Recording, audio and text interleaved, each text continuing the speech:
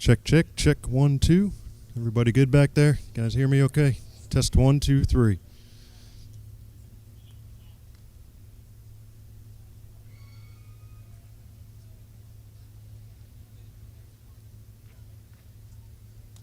Hey, man. Yeah. Sorry.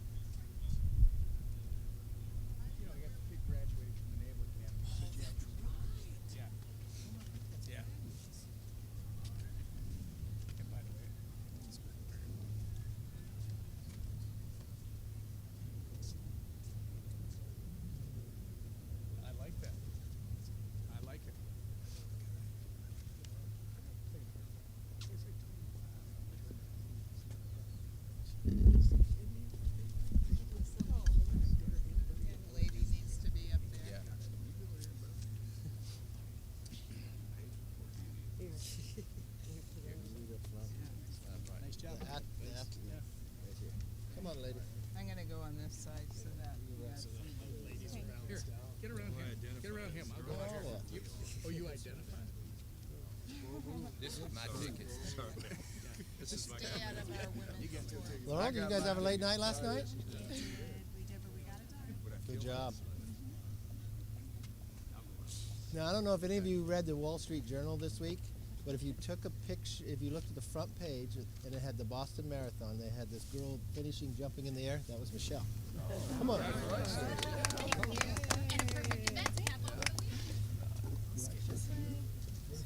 Be on the other side, so we'll have pink and pink surrounding. Yeah. That's right. Exactly. Okay, I'm just waiting for him. I'll try to make you guys look better. A little warmer today, huh? Oh, okay. I can almost get Tim's here. The legend of Tennessee. Is Elise coming? She's stuck in a meeting. Yeah. Nice to meet you. I'm Lucy. She's not here. Then you go to Virginia. Yeah, got it. Okay. Steve, you ready? This is a great day for America and a great day for girls and women and for fairness in sports. And with that, I want to introduce our majority leader, Steve Scalise. Thank you, Mr. Speaker. And this is another team effort where House Republicans are standing up for people who just believe in basic fairness. And today's vote should have been a unanimous vote. Yet, regardless of what political games people play up here, when people go back home and they're in their schools, they're competing, they just want to compete on a level playing field. The whole intention of Title IX was to create more opportunities for women to compete in sports. And yet it undermines the very fabric when you say a biological man can just play in a woman's sport if they choose to. And think we've seen over and over again how that just flies in the face of common sense, that it just doesn't allow for that same ability for the competition that we've gotten so used to and that we enjoy seeing. We want women to be able to enjoy those same opportunities in sports, whether it's at the high school level, the college level, or even the professional level. And so we came together today, and this is something that Greg Stubbe, Chairwoman Fox, so many others have worked on to say, let's just make sure that if women want to compete in sports, men can compete in sports, but men shouldn't be able to compete in women's sports. It's why you have women's sports. So it was an important vote today. I think that you saw a lot of really strong arguments for why we need to re-inject common sense back into this debate. And is our whip here? We've got the whip, Tom Emmer. Thank you, Steve. Oh, hold it down. Hold it down. As a former hockey player and coach, I know firsthand the blood, sweat, and tears that go into playing any sport. Not to mention the countless hours of training in the off season so that you can compete at your absolute very best. Now imagine being a female athlete who has worked day in and day out to win. You get to the finish line, you tie for first, but then you have to give up your trophy to a biological male. Unfortunately, it's becoming a reality for more and more female athletes across this great country. The left's lunacy is robbing women and girls of equal opportunities in the name of inclusion. That's why House Republicans today passed this bill to protect the safety and fairness that we should have in women's sports and to make sure that no female athlete is ever forced to compete against a biological male, period. Vetoing this bill, as Joe Biden has threatened to do, would be a slap in the face to women's rights, science, and common sense. But in a House Republican majority, we're going to make sure that female athletes are given the fairness, safety, and opportunities they deserve. And we're not going to stop. But I want to introduce the lady that shepherded this legislation through the House, our chairwoman, Virginia Fox.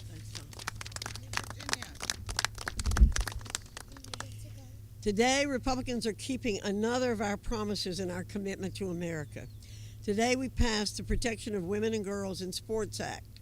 If taken up by the Senate Democrats and signed into law by the president, as he should, and forget about vetoing it, it could definitely prove a bipartisan commitment to America's young girls. This bill is historic. Over 50 years ago, Congress passed Title IX, a provision of the Education Amendments of 1972 that was meant to protect women from unfair discrimination. In recent years, it's been used for the opposite purpose. Radical interpretations of Title IX have allowed men to slowly encroach more and more on women's competitions. American women and girls deserve better than what Democrats are doing to them. They deserve not to live in fear of losing a scholarship because a biological male caused them to lose it. They deserve not to live in fear of losing a spot on the roster. They deserve not to live in fear of losing a spot on the podium. That's why today is historic. This is the first step. It starts here by strengthening Title IX protections and returning to the promise of 1972. We're committed to protecting women from discrimination and women's sports from exploitation. And now I'd like to introduce the sponsor of this bill, Representative Greg Stubbe of Florida. Thank you, Chair. And first I want to thank the Speaker for bringing this bill to the floor. I want to thank the Chair for shepherding it through your committee.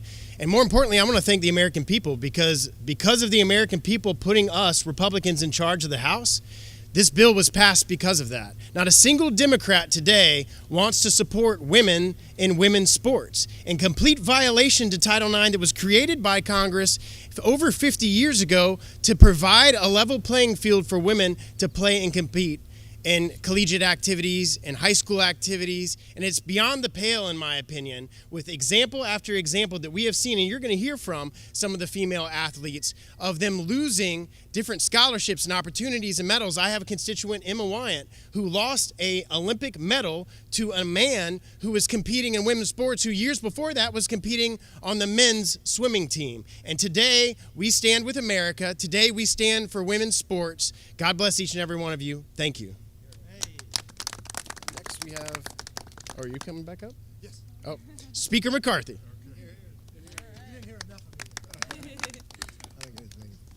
Well, as I said earlier, today is a great day for America, for fairness, for families, and most importantly, for female athletes. House Republicans pledged before the last election their commitment to America to protect women and girls in sports. Today, we kept that promise. I want to thank Greg Stubbe. He has fought long and hard to make sure this bill work through. Why? Because he watched in his own district the unfairness. He watched women who would wake up early in the morning and train from a young age, sacrifice, only to find a biological man to compete. That was wrong, and we all know it's wrong. Unfortunately, today on the floor, not one Democrat could stand up for Title IX or stand up for women in sports. I believe that's wrong. And behind me today are just a few of the women that have experienced this. Macy Petty, Selena Soul, and Taylor Silverman. And there are so many more. These incredible women have dedicated their lives to the sports they love. We've watched it hearing after hearing to hear their stories. For years of waking up early and training late into the evening, they pushed themselves to the limit that's humanly possible, made sacrifice, and they never gave up. They strived for excellence, and they achieved it. And they learned the value of teamwork and hard work. But because they were forced to compete against biological men, they lost out on opportunities that they deserved. They watched their peers lose out on opportunities they deserved as well. So these women did something courageous. They spoke out. They spoke out for equal opportunity, for privacy, for safety, for truth, for everything the previous generations of women who fought hard for Title IX. They are the current champions of those women 50 years ago who fought for equality, who fought for fairness in sports. And today, they had victory. Today, while the left tries to silence them, intimidate them, they will not be intimidated. Not for themselves, but just like the women 50 years ago. They're going to stand for fairness, they're going to stand for the next generation, and they're going to stand for what is exactly right. And with that, I'd like to call up first Macy Petty. All right. What a great day. Hello, everybody. My name is Macy Petty, and I am a current NCAA volleyball player. So I'm still in the middle of all those early mornings everybody's talking about. I'm also a Young Women for America ambassador. It is an absolute honor to stand here today and celebrate with y'all the passage of the Protection of Women and Girls in Sports Act through the House. Thank you, Speaker McCarthy, for having me, and Congressman Stubbe for sponsoring this bill.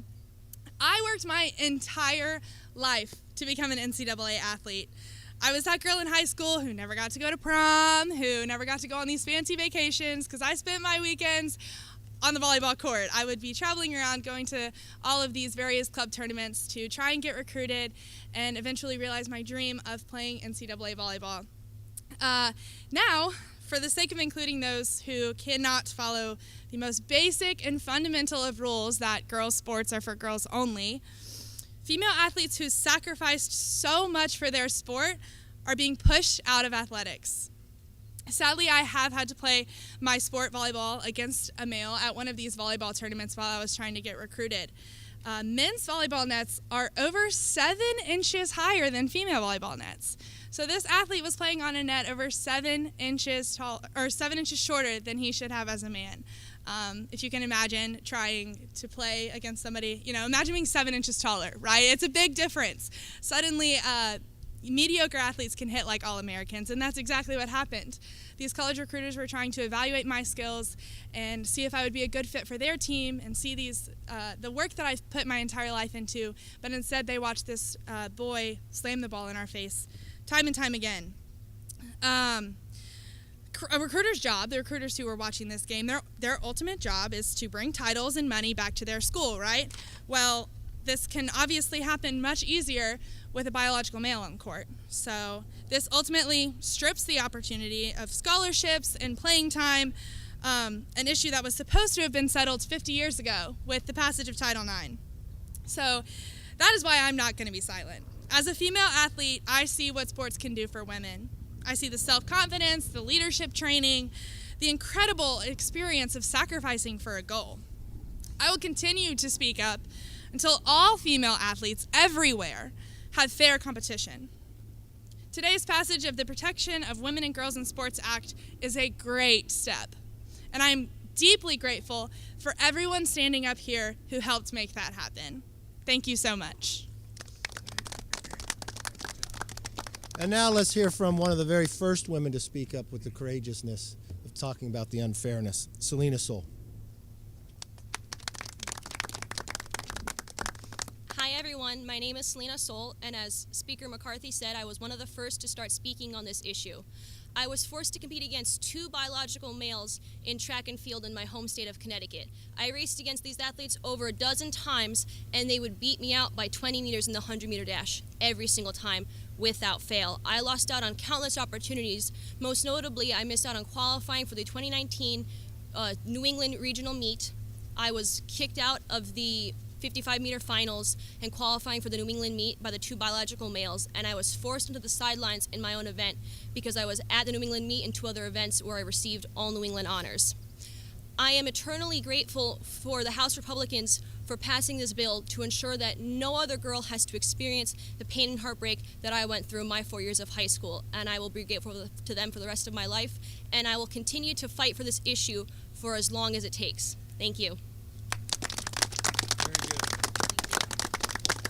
Thank you for your courage. And now let's hear from Taylor Silverman.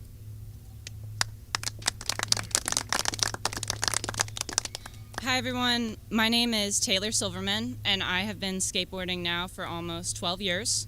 And for the past several years, I have traveled around the country competing in events. In 2018, I went to an event in California where I was made aware that a male athlete was in the women's division. And then again in 2020, when I traveled to Illinois, the same thing happened.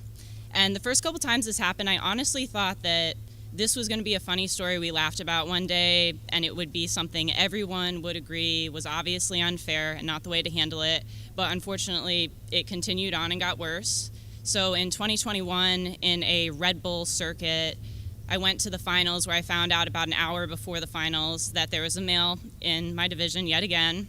And this time, similar to the contest in Illinois, I placed second, and I also lost out on thousands of dollars of prize money. This athlete took $5,000 of the prize money meant for female athletes, not only placing first in the women's division, but also taking the prize for best trick.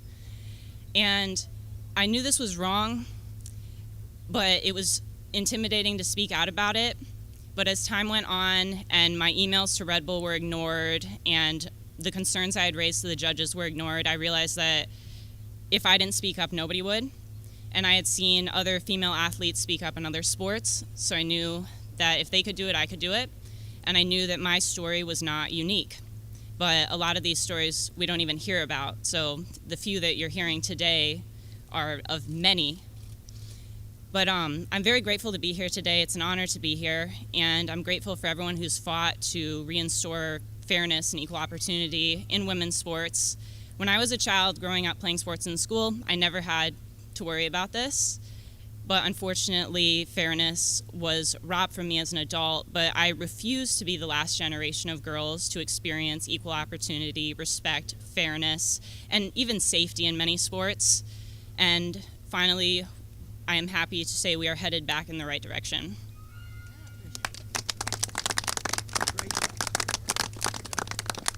These are just 3 of the most courageous women, but for all the young women out there, I want you to know this. We've heard you. We will fight for you, and we will continue to fight for you. We kept our promise. Last year we pledged if we had the opportunity to be in the majority, we would bring this bill forward. We would stand up for fairness, we'd stand up for you, we'd stand up for Title IX. And that's exactly what we did today. We ask others across this country to join with us to help us pass it in the Senate and get it to the President's desk. So every woman is protected in fairness and in competition. With that, let's open it up for questions. Yes, ma'am.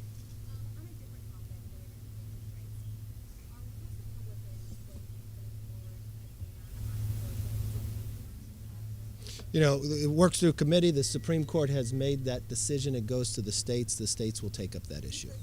Yes, ma'am. Yes, ma'am.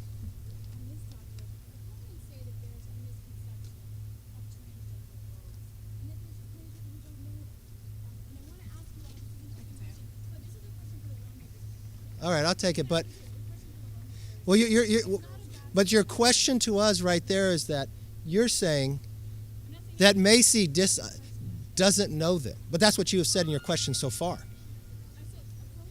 You know what? It's not your place. I will take the questions, and I'll decide when they ask a question. I'll decide when I answer. Go ahead.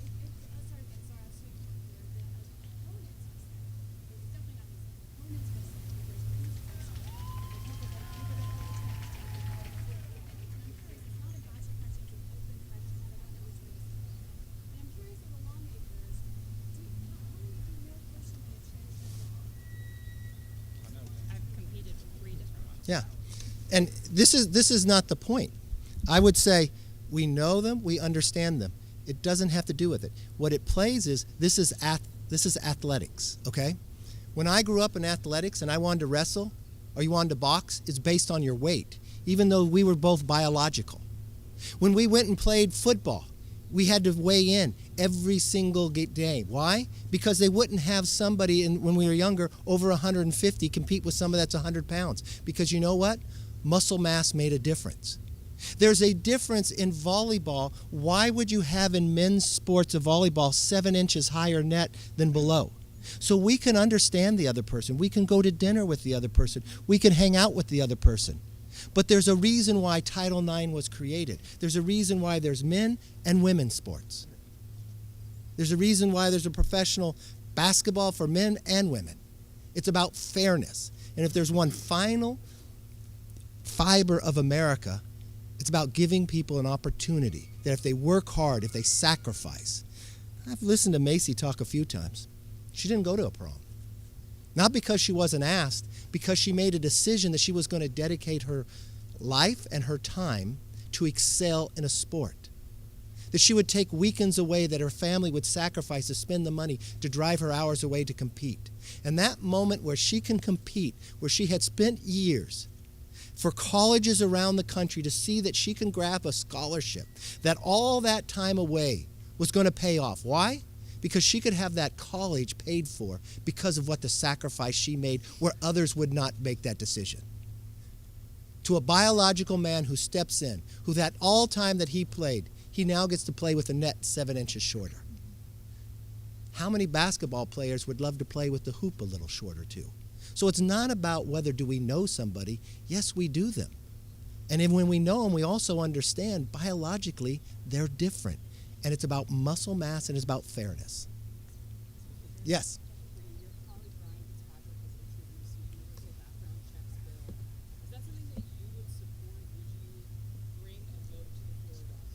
I haven't read the bill, but just like any other bill like this bill, bills go through committees, and after the bills go through committee, it's just like I said, you work the process, and the bills go through committee, they come to the floor.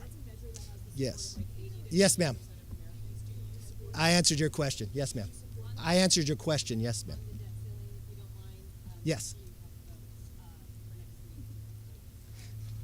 I think we're in very good shape. We just rolled it out yesterday. We're working, talking through all the members, and I don't want to break all expectations. I want you to follow it. I want you to be on the floor. I want the anticipation.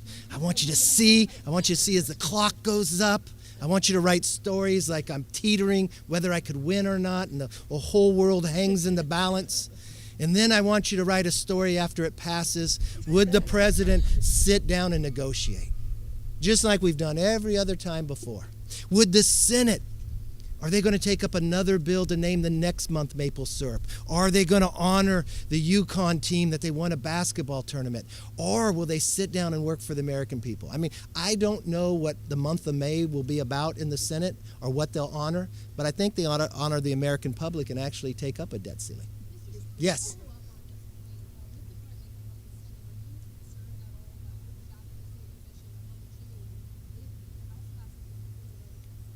You know, someone asked me that question when we were trying to defend everybody's safety here in D.C.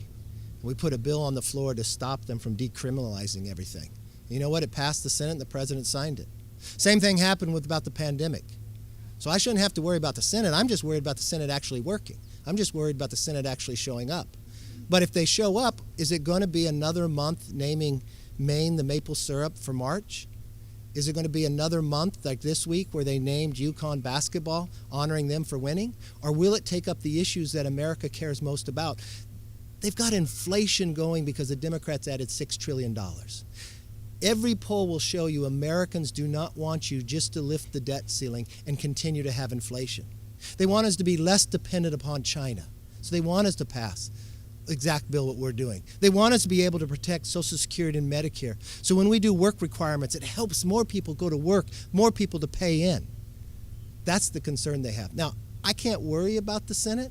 I worry about the Senate leader in Schumer, what he can do or accomplish, because he hasn't shown that he's done much. I just wish he sits down and be able to do something. So that's why I talk the president. I don't understand. He's the first president in the country that can bumble his way into a default, or should he sit down and negotiate like everybody's done before? Yes, sir. No, not at all. Not at all.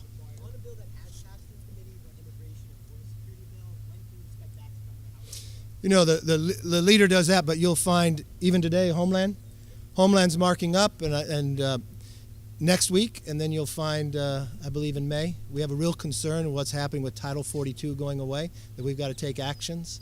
And I thought that was a big success last night in Judiciary. I give everybody involved, especially the leader and the whip and everybody else working on this, from Chairman Jordan and everybody else involved, from Mario and Juan Siscomani and everybody. I think it'll be a big victory, and we'll get it through the floor.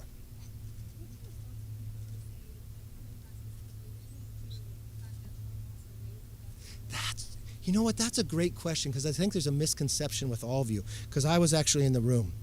That debt ceiling didn't get raised without negotiations. The difference is the Democrats wouldn't raise the debt ceiling until President Trump agreed to spend more money. So if you watched when the debt ceiling got raised, what happened? It all got more spending going through with the agreement for the appropriations to spend more. And then when the Democrats took over overall and had the House, Senate, and the presidency, they added $6 trillion. Then what happened next? Inflation, which took away thousands of dollars from every single American going forward. So what we're simply trying to do, exactly what everybody else on all these times, to sit down and negotiate, just as you have to do in your own kitchen table. And just to explain it to the American public, a debt ceiling is giving your child a credit card. They charge it up and they hit the limit. Would you simply raise the limit, or would you first sit down and look at what you're spending your money on? Every household does that, and Congress should do the same.